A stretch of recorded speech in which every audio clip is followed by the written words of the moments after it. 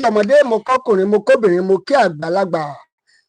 Lórí ìkànnì iSeen TV náà la tún kalẹ̀ sí lọ́wọ́lọ́wọ́. Ajá balẹ̀ leléyìí, gbàǹkọ́gbì náà ni breaking news ìdẹ̀sùn leléyìí ní gbogbo ibikíbi tí ẹ ti ń wo ètò yìí lọ́wọ́lọ́wọ́. iSeen TV leléyìí o. Ọ̀yọ́ state government ló ti sọ̀rọ̀ ọ̀rọ̀ bàǹtàbàǹtà, ọ̀rọ̀ rabandẹ̀ ni gómìnà ìpínlẹ̀ Ọ̀yọ́ sọ ò nígbà tí wọ́n fohùn ránṣẹ́ sí olóyè Sunday ọmọ Adéyẹmọ àti gbogbo àwọn akọni ilẹ̀ Yorùbá pé ẹ dìde o, ẹ má sùn o, ẹ dìde ẹ má sùn, Fúlàní ti gbàlú mọ́ wa lọ́wọ́. Torí orin tí wọ́n ń kọ náà ni pé àwa yín la nílùú, ẹ má pè wá lálejò mọ́, àwa yín la nílùú. Ọ̀rọ̀ yẹn fẹ́ dàbí àwàdà, ṣùgbọ́n ọ̀rọ̀ tó gbomijé lójú ni ọ̀rọ̀ tá à ń sọ lọ́wọ́lọ́wọ́ báyìí. Torí pé gómìnà ti pè o síta báyìí pé kẹjọ kẹ ṣàánú àwọn ò, torí pé àwọn Fúlàní ti gba gbogbo ìpínlẹ̀ Ọ̀yọ́ tán o. That the Fulani bandit, they have taken over all the local government in Oyo State. Fulani, the bandits, they have taken over the Oyo State. And all the news ló ti gbé pátápátá, gbogbo ìwé ìròyìn pátápátá ló gbé, all the news carry it o. Náà ni mo ní sáré mọ́ mú wá àtàwọn video evidence gbogbo ọ̀sẹ̀ táwọn Fúlàní ṣe káàkiri nílẹ̀ Yorùbá. Torí iná mo ṣe ní sáré tètè múròyìn wá fún gbogbo ẹ̀yin èèyàn wa, torí ròyìn eléyìí ó kan jẹ́jẹ́ mi, mo jókòó, ó kan àwọn tèmi, òun náà láti ṣe ní Yorùbá náà láti program eléyìí, torí pé ibi tá a fẹ́ kí mẹ́sẹ̀gì gangan lọ kó lè bá a dé bẹ́ẹ̀. Ìdí nìyẹn tó yẹ wípé ní Yorùbá láṣẹ ètò tẹ́lẹ̀ yìí. Torí gbogbo ẹ̀yin náà tẹ́ ẹ̀ bá gbọ́ Yorùbá ẹ má bínú, sáà mọ́ bá wa lọ, wọ́n ti ń subtitle ẹ̀, ẹ̀yin náà mọ́ gbádùn ẹ̀ wẹ́rẹ́wẹ́rẹ́ báyìí náà ni. Eléyìí tó bá dẹ̀ jẹ́ òyìnbó ń bẹ̀ á kà á tún túmọ̀ rẹ̀ sí Yorùbá. Ètò ti bẹ̀rẹ̀ o, torí pé Fúlàní gba gbogbo Ọ̀yọ́ state pátápátá báyìí o. Gómìnà wa sọ, gómìnà ní kí wọ́n jọ kán ṣàánú ayé àwọn, kí wọ́n mọ̀ jẹ́ kán bàlújẹ́ máwọn lórí. Ìdí náà nìyẹn tí ọlọ́lá jùlọ gómìnà ìpínlẹ̀ Ọ̀yọ́ ẹnjìníà Ṣèyí Mákindé ṣe ń bẹ̀bẹ̀ tó ń rawọ́ ẹ̀bẹ̀ sí gbogbo àwọn alágbára, gbogbo àwọn èèyàn kàǹkà, gbogbo èèyàn pé tó ẹjọ́ ẹjọ́ mọ́mọ́ wo àwọn ọ̀ràn o. Wọ́n tó rawọ́ ẹ̀bẹ̀ náà sólóyè Sunday ọmọ Adéyẹmọ. Ẹ mọ̀ pé mọ́jà sọ́lá mọ́jà sípò, ẹkùn ọkọ̀ Fúlàní, orúkọ kan ṣoṣo tí Fúlàní gbọ́, tí Fúlàní tó sì sáwọ́ gbé lọ náà ni bàbá yẹn sọ ń jọ́ sí. Ó ní tí n bá ti ń gbọ́ Sunday Igboho lótútù sì mọ́ mú mi, ara mi àsìmọ́ ara mi á mọ̀ ṣe gìsìgìsì. Torí pé ńgbà tán gbọ́rọ̀ Sunday Igboho ṣà owó bàbá dámì, kí ló lóye sọ, gbogbo ẹ̀ pátá náà lẹ́gbọ́. Jẹ́ sáré kà á, kí ni gómìnà ìpínlẹ̀ Ọ̀yọ́ wọ́n sọ o. Torí ìgbà tí gómìnà sọ̀rọ̀ gbogbo ìwé ìròyìn pátápátá náà ló gbé, bẹ́ẹ̀ ti rí nínú Punch, lẹ́ẹ̀rí nínú Tribune, Guardian, gbogbo ìwé ìròyìn pátápátá òun náà ló ti gbé. Ẹ jẹ́ sáré kà á bí Punch ṣe gbé lónìí, ká tó wá máa tẹ̀ fi gbogbo video evidence yẹn, ká tó máa tẹ̀ ẹ́ sójú ẹ̀. Ẹjọ́ bẹ́ẹ̀ tí ń wọlé ẹ má bínú, ó yẹ kí n ti kí wa pé kí n kí àwọn èèyàn, ṣùgbọ́n ìròyìn lè ká mi lára pọ̀, òun náà ni ẹ má bínú. Bẹ́ẹ̀ tí ń wọlé ẹ káàbọ̀ o, ẹ má bá like, ẹ share, ẹ má subscribe, mo ń rí yín bẹ́ẹ̀ tí ń wọlé o, ẹ má fèrò tí yín sí comment section. Ẹ jẹ́ sáré kà á, bandit take over Oyo State, Makinde cries out. Òun náà ni gbogbo ìwé ìròyìn tí wọ́n ti ń gbé lórí ọ̀tún, wọ́n ń gbé lósì, wọn kálukú wọn náà sáà ń gbé bó ṣe wù wọ́n, òun náà ni wọ́n ń gbé. Ẹ jẹ́ sáré máa kà á sí wa létí bí gbogbo àwọn ìwé ìròyìn yẹn bí wọ́n ti gbé iná, kí n sáré wá kà á sódà kí gbogbo wa náà lè mọ̀ wípé ọ̀rọ̀ tó wà ńlẹ̀ báyìí ó ti kan jẹ́jẹ́ mi. Mo jókòó gbà tá à ń sọ wípé ẹjẹ́ á máa lọ wọ́n ní kò sí kankan tí ó ṣẹlẹ̀, ṣùgbọ́n ó ti wá ń ṣẹlẹ̀ báyìí o, torí ó ti wá kan everybody báyìí. Ìdí náà ni gómìnà ìpínlẹ̀ Ọ̀yọ́ tí wọ́n sì wá ń pariwo ẹnjìnìà Ṣèyí Mákindé wípé kọjọ kan ṣàánú àwọn o, kí wọ́n má jẹ́ kí Fúlàní kó gba gbogbo Ọ̀yọ́ state. Ẹ jẹ́ sáré máa kà á. Punch newspaper sọ wípé Northwest bandit fleeing to Ọ̀yọ́, Mákindé cries out. Blueprint newspaper sọ pé bandit relocating to Ọ̀yọ́ from Northwest, Mákindé cries out. The Source NG sọ àwọn sọ wípé Governor Ṣèyí Mákindé, bandit from the north have set up camps in Ọ̀yọ́. Torí ọ̀pọ̀lọpọ̀ tá a bá ń sọ wọ́n ní fake news ni, torí sẹ́yìn ọ̀pọ̀lọpọ̀ gbàǹgbà míì ọ̀pọ̀lọpọ̀ máa ń wò pé àwọn online news wípé ìròyìn ẹlẹ́gẹ̀ náà máa ń gbé wọn, kí ń gbé ròyìn gidi, nǹkan tó fẹ́ tà torí fíù, torí subscriber ni. Àwọn òde ń gbé fake láéláé, àwọn tó ti bá wa bọ̀ mọ̀ pé lórí ìkànnì iSeen TV a kì í gbé fake. Ó dọ̀ mo ṣe ní kí n sáré máa kà á fẹ́yìn èèyàn wa bí gbogbo ìwé ìròyìn ṣe gbé. pátápátá ká tó máa play our video evidence yẹn. Mo ti sọ ọ́ débi source ng sọ wípé Governor Makinde bandit from the north have set up camps in Oyo State. From x.com, wọ́n ní bandits relocated to Oyo from the north. Ṣé ń gbọ́? So Vanguard newspaper sọ wípé bandit vigilante engage in gun battle in Oyo. Ṣé ń gbọ́ o? Torí ẹ̀ mo ṣe ní kí n máa kà á sódà kí o gba òyìn lè mọ̀. Vanguard news, one kill as bandit invade Agbare in Oyo. So ẹ jẹ́ kí n sáré mo bẹ́yẹn náà torí gbogbo àwọn ìwé ìròyìn yẹ ká máa sọ káwọn èèyàn máa rò pé fake news là ń gbé. Ẹ jẹ́ wọn á kà bí ìwé ìròyìn ṣe sọ. Wọ́n ní Oyo State Governor Seyi Makinde on Monday raised an alarm that bandits fleeing from military onslaught in the northwest are coming down to Oyo for refugee. Ṣé ń gbọ́? Wọ́n ti wá sí Ọ̀yọ́ fún refugee torí ọ̀pọ̀lọpọ̀ nígbà tá a wá ń sọ ńgbà mi. Ẹ ṣé Abẹ́rú Gavar, ẹ ṣé mo rí yín, ẹ káàbọ̀ sórí ètò. Speaking at the 25th annual interfaith service for workers held at Secretariat Agodi Ibadan, Makinde, however, assured the resident of Oyo of his government determined effort to smoke out the bandits and eliminate them. So the governor sọ wípé lóòótọ́ làwọn bandit ti wà nípínlẹ̀ Ọ̀yọ́ pé kì í ṣe fake news torí nítorí omi máa ń sọ ní àwọn airline yẹn fake news náà máa ń gbé àwọn ò ń gbé fake news lórí ìkànnì ICN TV. So the bandits, somebody I play a video here, was it yesterday? Yes, that one Hausa boy was saying that Fulani they no forget. Ẹ̀rántí bó ṣe sọ òyìnbó yẹn ó ní Fulani no dey forget if they have something in mind for like 100 years they must fulfil it.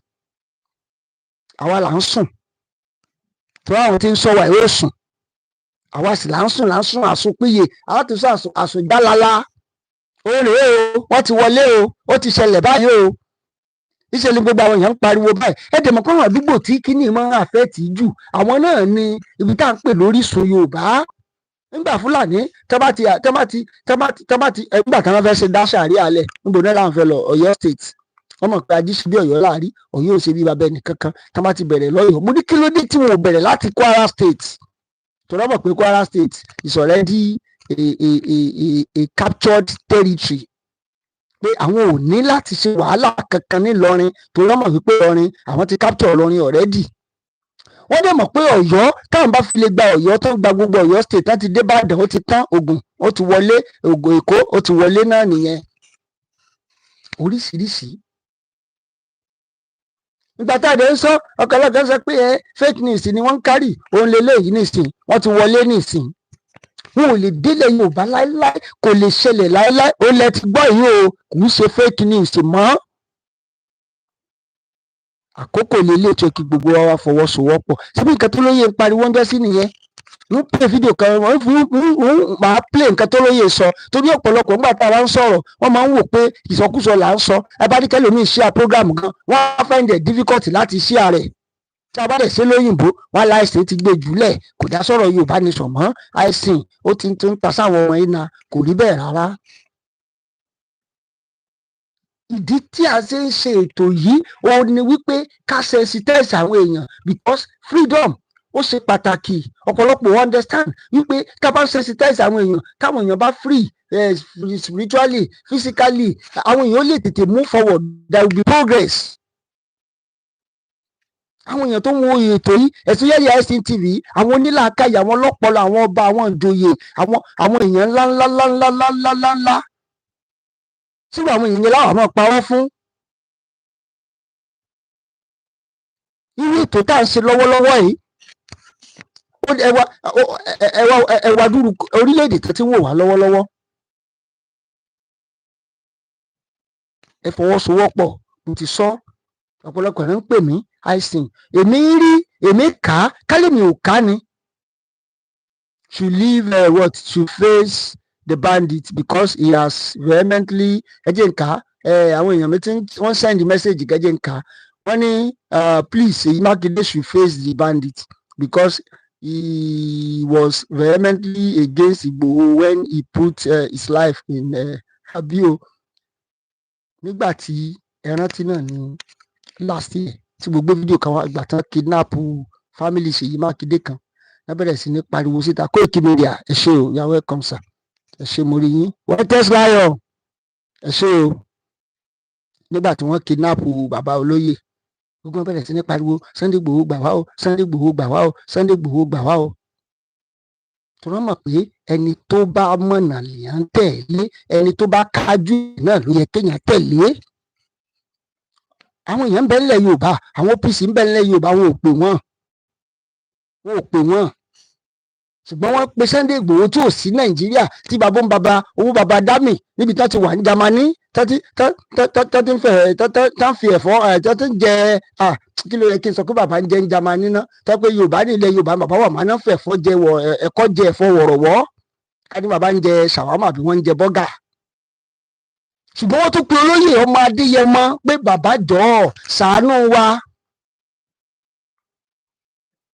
mọ èèyàn tí ń pe olóyè lójoojúmọ́ ni kéde kan o bàbá ẹ jọ̀ọ́ kéde kan àti mú wa náà ọ̀pọ̀lọpọ̀ èèyàn tó ń fẹ́ kí Yorùbá nation tó ráhùn kan tẹ̀ pè mí ní máa dárúkọ ni ṣùgbọ́n tí wọ́n ti sọ̀rọ̀ yóò ti yé yín àìsìn ṣèwádìí dáadáa àwa ni kò mọ̀ polówó àwa ni kò mọ̀ sọ̀rọ̀ wa torí àwa ti gborílẹ̀-èdè àti kí adelé àti kí nǹkan kan àwọn ti gba orílẹ̀-èdè wọn ń gborílẹ̀-èdè lẹ́ẹ̀mejì kí mọ̀mọ́ sọ̀rọ̀ Ìgbòho mọ́ kí mọ̀mọ́ ṣe kinní kan mọ́. nígbà mò ń sọ mo ní tí ẹ bá ka ìwé tí bàbá Akíntóyè ẹ mọ̀ wípé olóyè ti sọ̀rọ̀ ọjọ́ ti pẹ́ ọ̀rọ̀ tó lóyè sọ ọ̀rọ̀ yẹn sì tún ń ṣẹlẹ̀ lọ́wọ́lọ́wọ́ ẹ̀já gbọ́ nǹkan tó lóyè sọ fídíò eléyìí gbogbo ala ti gbọ́ dáadáa several times ṣé nǹkan tó lóyè wá sọ ṣé kò padà wá máa ṣẹlẹ̀ náà sìn ẹ gbọ́ nǹkan tó lóyè sọ nínú fídíò yìí.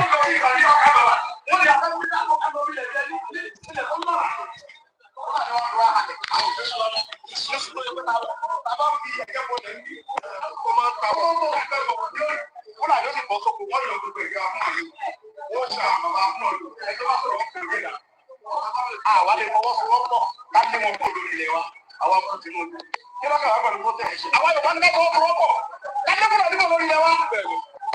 Káwá kò báyọ̀ bàbá wọn kò fọwọ́pọ̀ lórí mọ́tò mọ́ ẹgbẹ́ ìbọn Fúlàní yẹn nípa àwọn náà ẹ̀dẹ̀ ní bọ́ọ̀lù yẹn pẹ̀lú wọn bẹ̀. Wọ́n fi àtúbọ̀ lọ gbogbo àwọn ọ̀dọ́ ẹgbẹ́ àfọwọ́sowọ́pọ̀ ọba mẹ́rin náà tọ́lá yìí. Kò gbójú ohun tó kù tí mo fẹ́ ká ṣe é ṣe yìí ká fọwọ́sowọ́pọ̀. Àtẹlẹgbẹ́ àtọlọgbà àríyá tí wọn lóde ìjọba kankan nígbà tó ọmọ àwa alágbèbí tó lé àwọn bàbá wọn sọpọ́ọ̀tì wa kápẹ́ àṣeyọrí tó dá ẹ̀ fúnra wa wọ́n ti mú síkírọ́tì ìdálẹ̀ sí ọ̀sán àwọn ọ̀gbìn nífẹ̀ẹ́ lójú ọmọ Yorùbá àwọn kan akẹ́kọ̀ọ́ ọmọ Yorùbá gbogbo iye lọ́jọ́ ìwọ̀n ẹ̀sọ́ra ìdìgẹ́ lọ́jọ́ ìyàkẹ́kẹ́jú ẹjọ́ ìfẹ́mọ́dún èmi ni mo dálẹ̀ àwọn ọmọ bẹ̀ ti kú ẹ̀ àwọn àjọ ọmọ sínú gbọ́ abẹ́rẹ́ látẹ̀kìtì káwé bàbá tí mo dé ìmọ̀ dé tán ni. ó sà.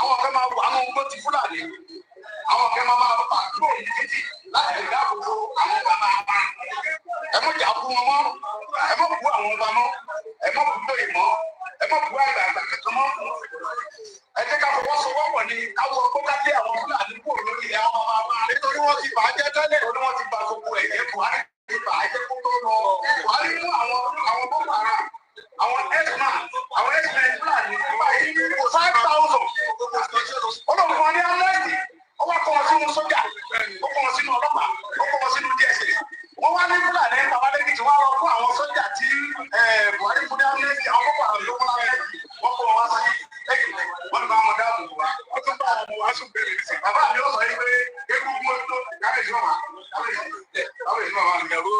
ekule wa la dọba wọn lù fún olùsọ kẹdì akọ ilé ikọ ọmọ kọ.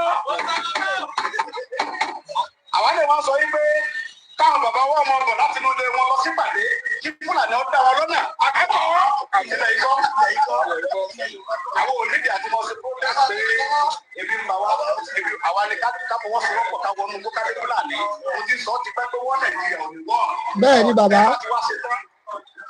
tí ó bá ti yá ikú tí o ti yọrọ ẹ̀ tèmi ẹ mọ̀ jà ẹni wọ́n kọ́ fẹ́ láti sọ bẹ́ẹ̀ o kò sí olóṣèlú ẹ̀dá gómìnà ni o sẹ́nitọ̀ ni o tàbí pírẹ́sidẹ́ǹtì kan bóyá kó tó dìbò tó.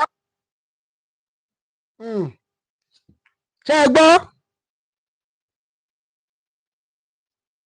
ọ̀rọ̀ tó lóye sọ táwọn kan bá dìde tán ń pe olóyè tán ní ànábì tiwa táwọn kan sọ pé Ìgbòho Olódùmarè táwọn kan sọ wípé òòṣà tó tóbi àbí òtó bẹ́ẹ̀ gbogbo nǹkan tí bàbá yìí sọ owó bàbá dámì ìbára ọba mi lọ́nà 1 million gbogbo nǹkan tí bàbá yìí sọ pátá ló tó ń ṣẹlẹ̀ lọ́wọ́lọ́wọ́ yìí ó ṣe jẹ́ pé Ọ̀yọ́ state nìkan ni Fúlàní tí wọ́n máa ń lépa ní gbogbo ìgbà kò yí ọ̀pọ̀lọpọ̀ ni ẹ mọ̀ wípé Ọ̀yọ́ orísun ilẹ̀ Yorùbá tí wọ́n bá fi lè gba Ọ̀yọ́ pé ṣẹta lápè ajíṣe bí Ọ̀yọ́ láàárí tó bá ti gba Ọ̀yọ́ ó ti tán náà nìyẹn. Once they capture Ọ̀yọ́ state they have captured Yoruba land, and that is why every one of us ó ti ka jẹ́jẹ́ mi mo jókòó kò sóúnjẹ ìlú tẹ́lẹ̀ àwọn èèyàn oúnjẹ jẹ ní ìsìn báyìí Fúlàní tó wá wọ̀lú mo gbọ́ tó ń dá yẹn ní divide and rule ẹ̀yin làkúráwá ẹ̀yin ní ìjẹta àwọn Fúlàní sì lọ military base wọ́n dẹ̀ fi drone wọ́n dẹ̀ fi báyé wọn jẹ́ ń bẹ̀ ìyẹn arìndìn yẹn wọn lọ ń sọ̀rọ̀ ike is the fight between Hausa and Fulani nígbà tẹ́ mọ̀ pé fight ni between Hausa and Fulani kí lẹ́yìn ṣe lé lórí nothing. All this evidence is what we need when we get to international criminal courts. Either you are Biafrans o either you are Yoruba o these are the evidence to tender. Nígbà tí Finland pe Nigeria government lẹ́jọ́ lórí ọ̀rọ̀ Simon Ekpa up to today they don't have concrete evidence against Simon Ekpa because the evidence that Biafra tender against Nigerian government is more than enough. Ó wá kù bí wọ́n ṣe defend it. It's more than enough. Now to defend it now is now an headache because the evidence we have a lot of overwhelming evidence. We have a lot of evidence that if somebody is an heartless human being, by the time you see that evidence, you will just be crying. And that is why if all the indigenous people can stand up this time around, everybody will go this year. With what is happening right now, with what is happening, if all the indigenous people, because the evidence is there. I was watching Otitoju on TVC. They themselves they were discussing it. They were saying it that it's very difficult for Finland to extradite Simon Ekpa because a lot of things is on ground that the Nigerian government too cannot defend it.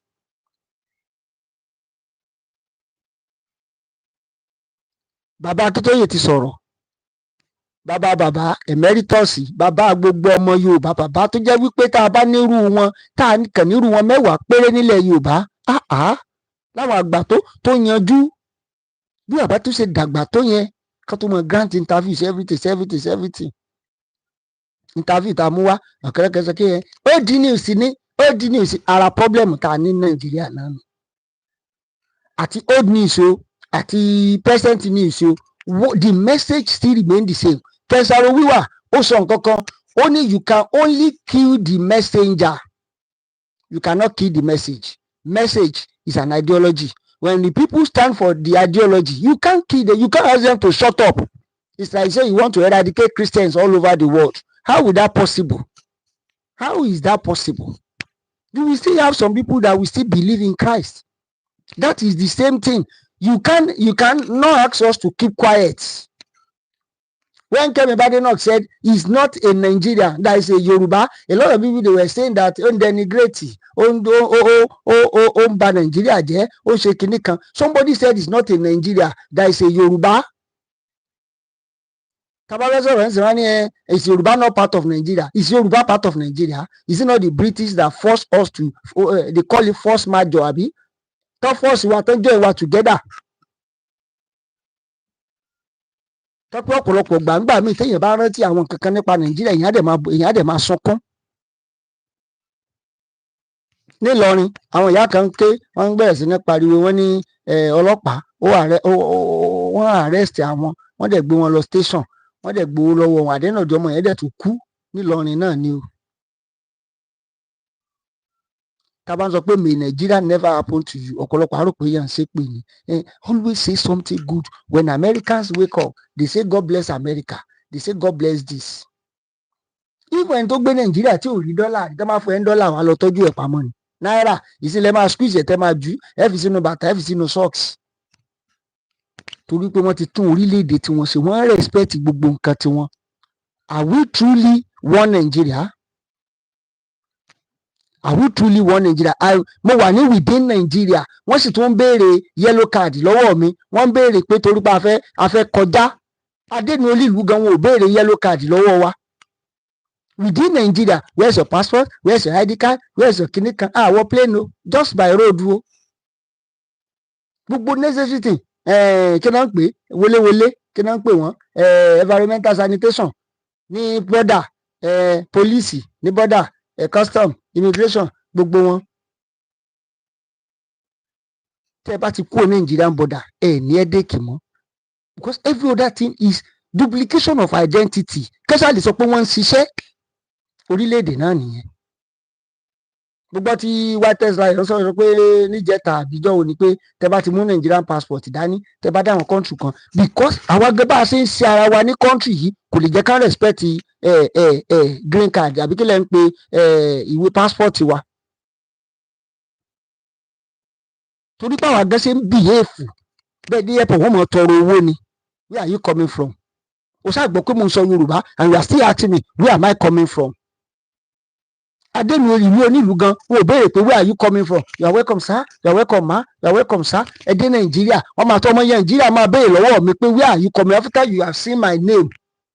I'm a Yoruba man. Tàbádé sọ̀rọ̀ wípé may Nigeria never happen to you. A lot of people lẹ́pọ̀ ti kàgbákò nínú àwọn ìwà burúkú báyìí. Ṣèyí Mákindé náà sọ nísìnyí ẹ gbà wá o ẹ ṣe kéde kan ọ̀pọ̀lọpọ̀ náà sọ pé kí ló ní àwọn nǹkan tí ẹ ti sọ pé ẹ jọ o ẹ má pe Sunday Igboho sí o kò sí ní tó kan Sunday Igboho o.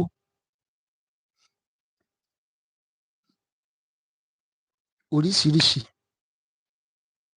torí ètò eléyìí ó ti ní mi ní jógùn pọ̀ kẹ́yìn yẹn wá lè rí ṣíà ẹ jẹ́ sáré play one more video.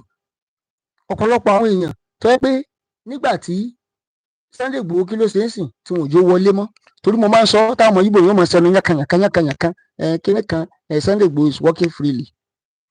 Sunday Igboho lówó lákàntì wọn ò jó ná ó ní mọ́tò wọn ò jó oògùn wọn ní Sunday Igboho is working freely.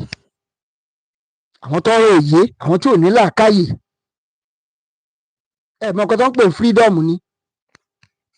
Orílẹ̀-èdè láti ń sọ yẹn pé ọmọ Yorùbá àkókò lílé ẹja fọwọ́sowọ́pọ̀ pẹ̀lú Sunday Igboho ẹ fọwọ́sowọ́pọ̀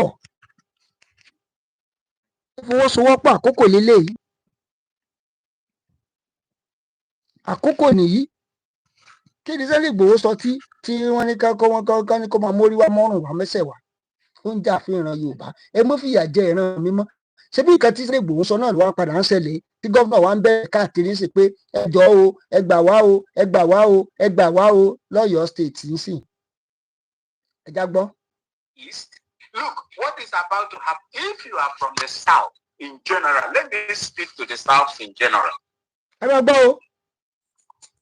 South, south, east, and southwest.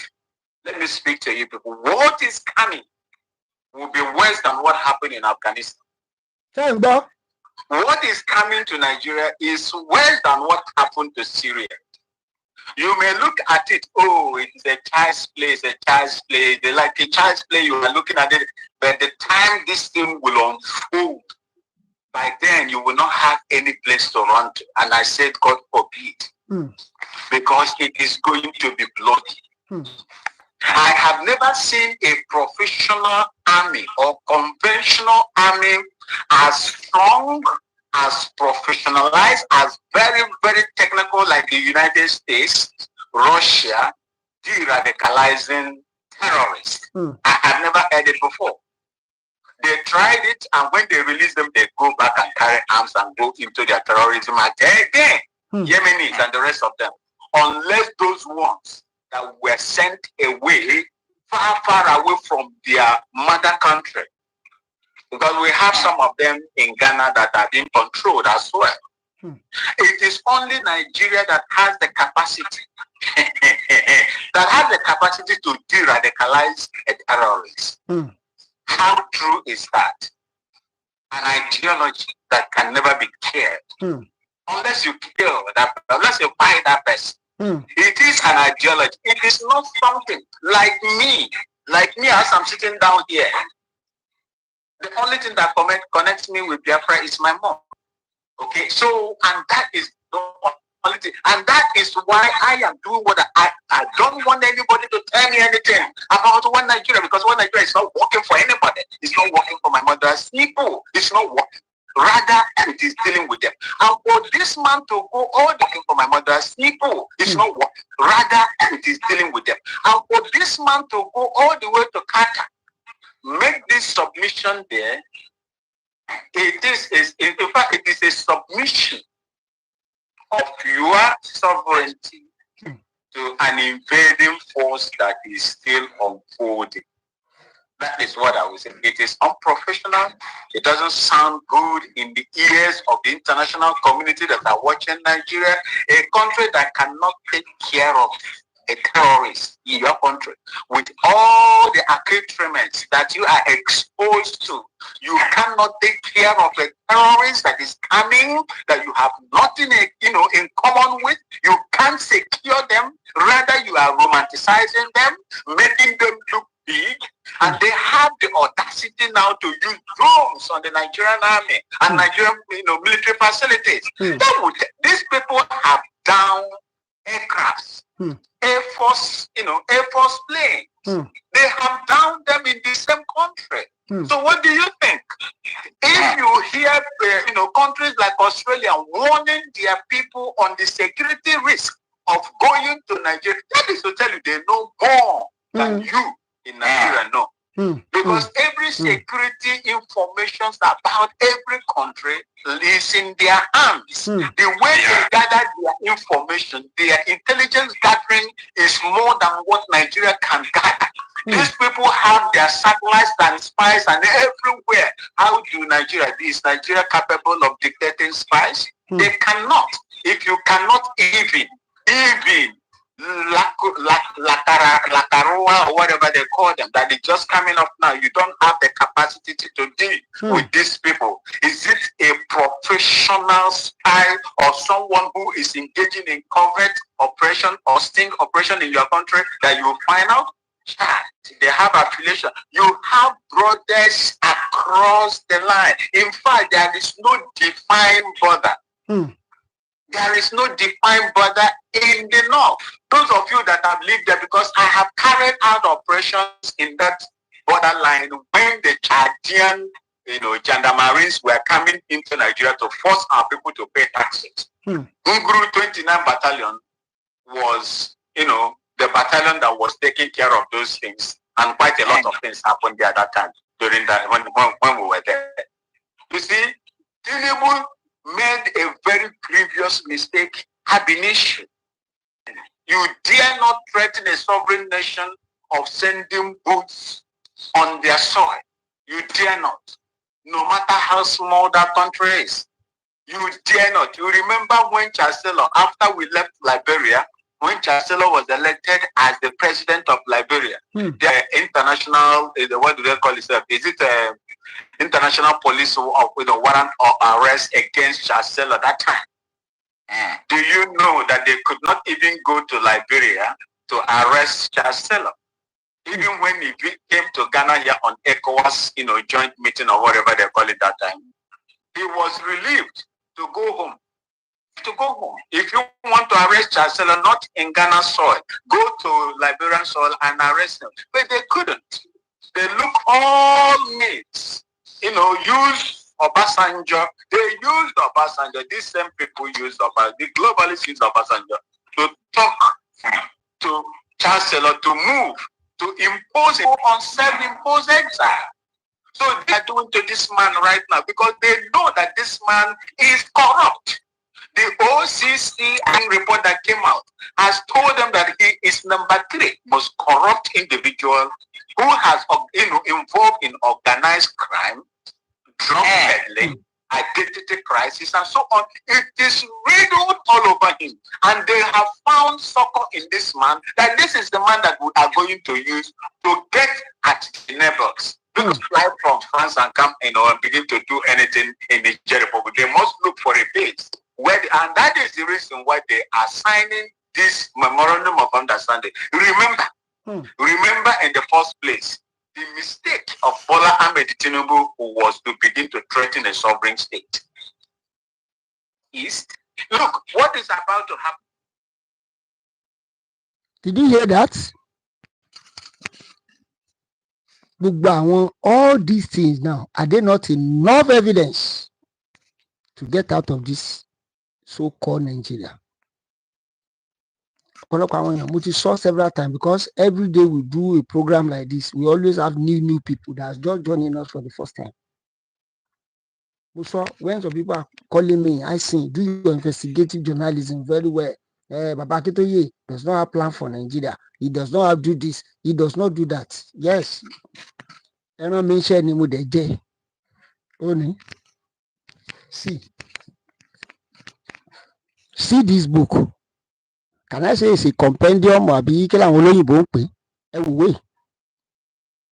Yoruba people, profile of the foremost black nation by S.A. Adebanji Akintoye. Everything that a nation needs is in this book to succeed. How the Awolowo succeed. Everything. If you want to hide something, from the black man, put it in the book. I know many people will not read it. The book that cost me 5 days and some hours. 5 days. I know some people don't like to read. And in reading, there is power. When you read, advertise it means there is enough plan on the ground. Because some people will come online and be deceiving you. Adele ti gba kinní kan, Adele. Tí Yorùbá nation bá ṣẹlẹ̀ lónìí, ẹ lọ kọ́lẹ̀ ẹni àìsàn sọ kinní kan. Kó tó pé ọdún mẹ́ta, àwọn òyìnbó yóò mọ bẹ̀ wá ní pé ẹ jọ̀ọ́ báwo lẹ ṣe ń ṣe. Everything is here. Everything. Mama bẹ̀bẹ̀ ni pé, how are you people doing it? How are you people? Have you put it somewhere before? Let us go. When we have our own nation, we will be a country, a very proud nation, strong nation, fearless. Orílẹ̀-èdè tí gbogbo èèyàn tó máa fi ṣàdúrà ni. Ẹ bá like ètò, ẹ bá share rẹ̀, ẹ má jẹ́ sọ ju bó ṣe yẹ lọ. Ẹ bá like, ẹ bá share, ẹ bá wa pín káàkiri gbogbo tó yẹ kó dé, ẹ má bá wa tẹ̀ sí gbogbo àwọn kọ́nà yẹn, ẹjọ́ débẹ̀ ni, ẹjẹ́ tó yẹn rìn kó wọnú gbòòrò ayé lọ. Ibi tó bá wù yín ni ẹ kọ́ọ̀tì ń bẹ̀, èyí lè má like gbogbo ẹ̀. Ibi tó bá wù yín ni ẹ kọ́ọ̀tì ń bẹ̀, share rẹ̀, share it to all other platform, share it to all other group. This is iSyn TV. Ẹ ṣé o ní gbogbo ibikíbi tí ẹ ti ń wo ètò yìí.